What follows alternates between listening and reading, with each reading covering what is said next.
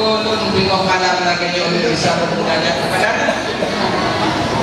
jikalau bukan karena sayang Allah kepada ulun bisa lebih. Ratusan masyarakat yang tergabung dalam perkumpulan masyarakat Aceh Barat Daya yang berdomisili di Kota Melabuh menggelar Maulid Nabi besar Muhammad SAW yang berlangsung di Gedung SKB Kecamatan Johan Pahlawan, Kabupaten Aceh Barat pada Sabtu 16 Desember 2023. Ketua Panitia Tengku Safrial Aldi menyebutkan kegiatan yang dirangkai dengan zikir dan solawat Nabi dan lantunan ayat suci Al-Quran serta menyantuni para anak yatim juga diisi dengan tausiah oleh Abi Jasman yang datang langsung dari Kabupaten Aceh Barat Daya. Sementara Ketua Perkumpulan Masyarakat Aceh Barat Daya atau Permadia Melabuh, Teku Baswedan mengatakan peringatan Maulid Nabi yang setiap tahunnya digelar tersebut adalah sebagai bentuk penghormatan dan mencontoh suri tauladan dari baginda Rasul.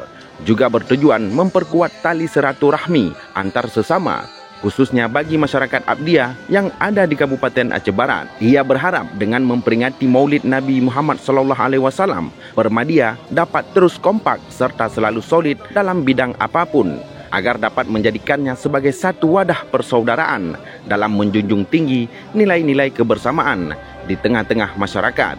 Alhamdulillah berjalan dengan lancar, sukses.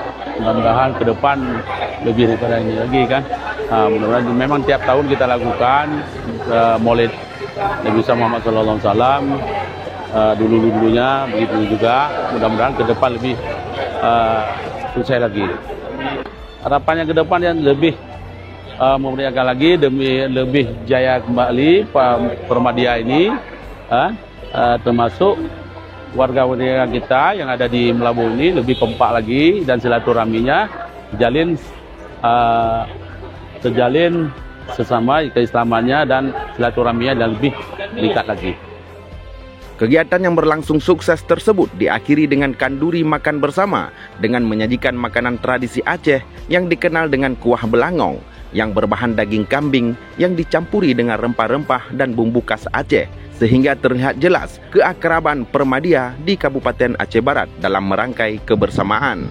Dalam hal ini, Ketua Permadia Melabuh juga menambahkan kesuksesan kegiatan tersebut tak terlepas dari kerja keras oleh seluruh unsur kepanitiaan dan seluruh masyarakat Abdiah yang ada di Kabupaten Aceh Barat.